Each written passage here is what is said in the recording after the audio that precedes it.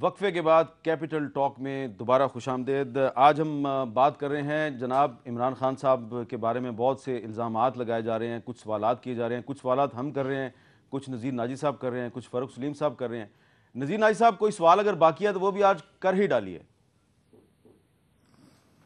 جی ہاں، نہیں ایک سوال میں تو وہ کر رہا ہوں جو چیزیں زیر بحث ہیں اس وقت عوام کے اندر، خاص طور پہ خان صاحب کے جلسے کے بعد ظاہر ہے کہ مختلف تبصرے آئے اور یہ بڑے ڈسکشن بھی آئے، اور اس وقت بھی ٹاپک زیادہ تر عمران خان ہی ہوتا ہے سیاسی بحثوں کا، تو جو باتیں زیر بحث آ رہی ہیں ان پر گفتگو بھی ان سے ہونا چاہیے۔ جی ان کا جو انٹرویو تھا CNN کا، اس میں انہوں نے دو چار بہت اچھی باتیں کہیں، لیکن میں اپنے سوال سے پہلے ایک وضاحت کرنا چاہوں گا۔ آپ جانتے ہیں کہ میرے اسٹیبلشمنٹ سے کیا رہتا ہے۔ جی میں اس چیز کا حامی ہوں کہ منتخب حکومت کو ہی مکمل طور پہ بااختیار ہونا چاہیے، ٹھیک ہے لیکن کچھ اسٹیٹ کرافٹ کے تقاضے بھی ہوتے ہیں۔ جی یہ سوال میں اس وضاحت کے بعد کرنا چاہوں گا، وہ یہ کہ انہوں نے انٹرویو میں کہا ہے کہ chief of army staff, ISI chief اور فلاں فلاں فلاں یہ کور کمانڈر سب ان کے ماتحت ہوں گے، ان کا حکم انہیں ماننا ہوگا۔ یہ بالکل درست ہے۔ یہ کرن تھاپڑ والے انٹرویو کی بات کریں نا آپ؟ یہ کرن لیکن تھاپڑ والا انٹرویو جو ہے، یہ کرن تھاپر کا انٹرویو جی ہے، ٹھیک ہے ٹھیک ہے وہ آج ایسوسیٹ پریس آف انڈیا نے کیا ہے، پریس ٹرسٹ آف انڈیا نے جاری کیا جی ہے۔ جی بالکل ٹھیک ہے وہ ٹی وی پروگرام میں نہیں دیکھ سکا تھا۔ جی اچھا، تو اس میں عرض کرنے کی جو بات یہ ہے کہ یہ ایسا جو پرائم منسٹر ہوتا ہے یا صدر ہوتا ہے، وہ کوئی ذاتی ملکیت والی اختیارات اس کے پاس نہیں ہوتے، اس کے پاس انسٹیٹیوشنل اور آئینی اختیارات ہوتے ہیں، اور اس میں یہ سارے ادارے جن کی انہوں نے بات کی ہے وہ ذاتی ملازم نہیں ہوتے، وہ بھی اسٹیٹ کے حصے کے طور پر ہوتے ہیں۔ جی تو اوباما بھی اتنا با اختیار نہیں ہے کہ وہ کھڑے کھڑے کسی کو نکال دے۔ یہ ٹرائی نواز شریف صاحب نے کی تھی اور انہوں نے پھر تماشا بھی دیکھ لیا تھا۔ اس طرح آپ کسی کو کھڑے کھڑے نہ تو حکم اس طرح دے سکتے ہیں، حکم دینے سے پہلے اس کی جو پروفیشنل ریکوائرمنٹ ہے، اس کے جو تو پروفیشنل اس کے ادارے کی اسیسمنٹ ہے، اس کو کنسیڈر کرنا پڑتا ہے۔ اب آپ کا سوال یہ ہے کہ عمران خان جو ہے یہ اسٹیبلشمنٹ کے بارے میں اتنے سخت الفاظ کیوں استعمال کرتا ہے؟ یہ سوال ہے نا اب آپ کا۔ جی عمران خان صاحب۔ ایگزیکٹلی، اور میرا خیال ہے یہ اس کا رد عمل ہے جو ان پہ الزامات لگائے گئے ہیں نا، تو ان میں خان گرمی کھا گیا۔ اچھا، خان گرمی کھا گیا۔ ہاں جی، میں کلیئر کر دوں ناجی صاحب، میں بالکل نہ غصے میں کہا نہ کچھ کہا، اور کہنے جب میں اس کا مطلب تھا انڈر یور گورنمنٹ، یعنی اصل ایشو یہ تھا کہ وہ یہ کہہ رہا تھا کیا سیولین گورنمنٹ کے نیچے آرمی ہوگی یا نہیں ہوگی۔ آئین کیا کہتا ہے؟ آئین کہتا ہے کہ سیولین گورنمنٹ کے نیچے سارے انسٹیٹیوشنز کام کریں گے اپنے دائرے میں رہ کے۔ آئین ان انسٹیٹیوشنز کو بھی پروٹیکٹ کرتا ہے کہ یہ انسٹیٹیوشنز کی یہ رائٹس ہیں۔ یہاں پاکستان میں کیا ہوا ہے، ناجی صاحب نے ایک بات ٹھیک کہی ہے، پاکستان میں جو یہاں پرائم منسٹر بنتا ہے وہ بادشاہ بن جاتا ہے۔ وہ کیا کرتا ہے کہ وہ سارے اداروں کو کہتے تم میرے نوکر ہو، میں اچھا آپ علی کلی خان ڈیزرونگ ہے لیکن میں مشرف کو اس سے سپر سیڈ کر کے آپ کو وزیر اعظم بنا دیتا ہوں، میں ایکچولی ایک ادارے کو برباد کر رہا ہوں۔ دیکھیں آج میں آپ کو سب کو، میں صرف اس لیے آپ کو کہتا ہوں، میں شاید واحد پولیٹیشین ہوں جس نے ایک ادارہ بنایا اور آج چل رہا ہے اور آپ کے سامنے ہے۔ دیکھیں شوکت خانم کے اندر میں آپ کو صرف بتانا چاہتا ہوں کہ میں نے آج تک ایک آدمی بھرتی نہیں کروایا، میں نے ایک مریض کی سفارش نہیں کی۔ وہ خان صاحب اس لیے کہ آپ پولیٹکس نہیں کر رہے تھے نا، یہ تو آپ ایک فلاح انسانیت کا کام کر رہے ہیں۔ پہلے بات سنیں، شوکت خانم کو آپ پولیٹکس میں نہ لے کے آئے۔ میں آپ کو انسٹیٹیوشن بلڈنگ ہر دنیا میں ایک ہی ہوتی ہے، آپ نے چاہے ملٹی نیشنل آپ نے اس میں بھرتیاں اس لیے نہیں کروائی کہ آپ اس کو پولیٹکس کے لیے استعمال نہیں کر رہے۔ نہیں، میں ایشو کچھ اور بات کر رہا ہوں۔ جس وقت میں اس ادارے کے اندر انٹرفیئر کروں گا وہ بیٹھ جائے گا۔ اچھا، اب میں آپ کو ایک اور مثال دیتا ہوں۔ میں نے ایک دفعہ سفارش کی، اب یہ ابھی کوئی 3 ہفتے ہوئے ہیں، میں نے ایک سفارش کی ان کو، ایک ہمارا بہت پیسے دینے والا جس ہاسپٹل نے بڑے پیسے دیے تھے، اس کی والدہ کو کینسر ہو گئی۔ وہ جو ان کی کینسر تھی وہ 9 سال اوپر تھی جو انہوں نے ایج لمٹ لگائی تھی۔ وہ آدمی نے ہماری بڑی مشکل وقت میں مدد کی، میں نے ٹیلی فون کیا، میں نے کہا میں ایک دفعہ سفارش کر رہا ہوں، اب مہربانی کر کے، کیونکہ اس آدمی نے اتنی مدد کیا، آپ کر دیں۔ آپ یقین کریں کہ بورڈ نے مجھے ریجیکٹ کر دیا، میری ریکویسٹ ریجیکٹ کر دی۔ جو بانی ہے، میں ایک وقت پہ سب سے زیادہ ڈونر تھا، سب سے زیادہ پیسے میں نے دیے تھے، اب اوروں نے دیے۔ تو جب میں انسٹیٹیوشنز کو جانتا ہوں، آپ آرمی کو آج پاکستان کی اگر ادارے برباد ہیں یہ سارے انہوں نے انٹرفیئر کر کے کیے ہیں. انہوں نے سفارشی بھرتی کی ہیں, انہوں نے میرٹ ختم کر کے رکھ دی ہے, انہوں نے ادارے کے اندر وہ چیزیں کی ہیں جس سے بجائے ادارے اب آپ کے جو 5 مین آرگنائزیشن ہیں, PIA, یہ اسٹیل مل, واپڈا, یہ سارے کیوں برباد ہوئے ہیں؟ انہوں نے چن کے اپنے سفارشوں کو اوپر بٹھا کے سارے ادارے خالی کر کے رکھ دیے. اس لیے میں انسٹیٹیوشن بلڈنگ جانتا ہوں. میں آپ کو پاکستان دیکھیں, مغرب صرف ایک وجہ سے چل رہا ہے, وہاں کا پرائم منسٹر کوئی کسی ایک پولیس والا اس کو روک لے گا سڑک کے اوپر کہ آپ نے سپیڈنگ فائن کیا ہے. ہر ایک کو پروٹیکشن ملتی ہے, آئین پروٹیکشن دیتا ہے. رول آف لا کیا ہوتا ہے؟ قانون کی بالادستی ہوتی ہے, بادشاہت نہیں ہوتی. پاکستان کے اندر اگر آج ہم ادھر کھڑے ہیں, یہ میں آپ کو بتا دوں حامد, اس میں اتنا پوٹینشل ہے. اس ملک میں صرف ہم ختم ہوئے کیونکہ ادارے نہیں چل رہے ہیں. اچھا, آپ سن رہے تھے نذیر ناجی صاحب نے کرن تھاپڑ کے انٹرویو کا ذکر کیا. اس انٹرویو کے حوالے سے مجھے بھی ایک بات پوچھنی ہے, لیکن پہلے وہ ذرا کلپ سن لیں. کرن تھاپڑ صاحب کے ساتھ عمران کیا بات کر رہے تھے. As a policy, if Tehreek Insaf government comes to power, we will insist on there be no militant groups operating within Pakistan. Because, the world has changed. So the groups that were created during the Afghan Jihad, now this is now an outdated concept of having them as assets. But when you say no militant groups, does that specifically include not just LET, but also Jamaat ul-Dawa, Falah Insaniyat, Jaish-e-Mohammed? In other words, those groups that target India? Well, not just India. There are groups that are targeting people within Pakistan. We have a number of militant But groups. you're not answering my question. The Indians will think you're evading it. No. When I say that no militant groups, it means no militant group. Would you name Jamaat ul-Dawa, Falah Insaniyat and Hafiz Saeed and say that you'll put a check to these 3 people? Will you name them? Look, I'm living in Pakistan. Pakistan at the moment is the most polarized country in the world. A governor gets shot, his assassin becomes a hero. There's no point instead of becoming a hero right now in this country where there's no rule of law. Life is very cheap here. So just let me make a policy statement. Don't just go into details. As a policy statement, it should answer your question. No militant groups operating from within Pakistan. تو عمران خان صاحب, یہ شاید ان کے لیے نئی بات ہوگی, ہمارے لیے نئی بات اس لیے نہیں ہے کہ یہی بات APC کی ریزولوشن میں لکھی ہوئی ہے, یہی بات اکتوبر 2008 کی جو پارلیمنٹ کی قرارداد ہے اس میں لکھی ہوئی ہے, لیکن عمل درآمد تو نہیں ہوتا نا اس پہ. یہ اس لیے نہیں ہوتا کہ پولیٹیکل پارٹیز نے اپنے ملیٹنٹ گروپس رکھے ہوئے ہیں. آپ کے سامنے سپریم کورٹ نے جو کراچی کے اندر جو ہیئرنگ کی ہے اس میں کیا سامنے آیا ہے؟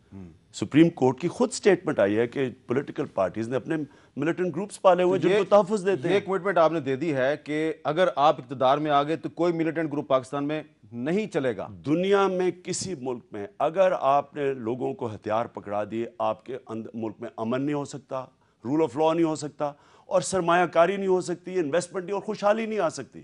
یہ کوئی بھی مہذب معاشرہ ہو, اسٹیٹ کا کام ہے لوگوں کی جان اور مال کا حفاظت کرنا.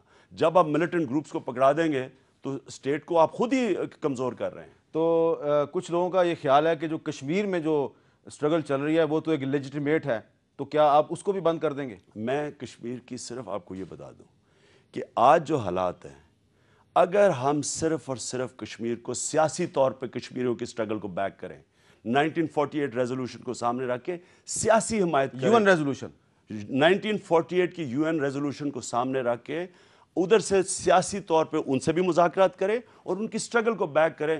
آپ یاد رکھیں کہ جو انہوں نے فوج 20 سال رکھ کے وہاں کیا ہے کشمیریوں سے, وہ ایلینیٹ کر بیٹھے ہیں.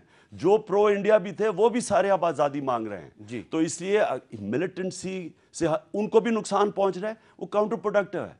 ان کو ہمیں انسسٹ کرنا چاہیے کہ وہاں سے فوج نکالنی چاہیے, کشمیریوں کو اپنے رائٹس دینے چاہیے, کشمیریوں کو اپنا رائٹ آف سیلف ڈٹرمنیشن دینا چاہیے, اس پہ سٹینڈ لیں, اس کو پولیٹیکل موومنٹ بنائیں, اس کو ملیٹنسی نہ کریں. جی بالکل ٹھیک ہے. ایک وقفے کے بعد ہماری گفتگو جاری ہے.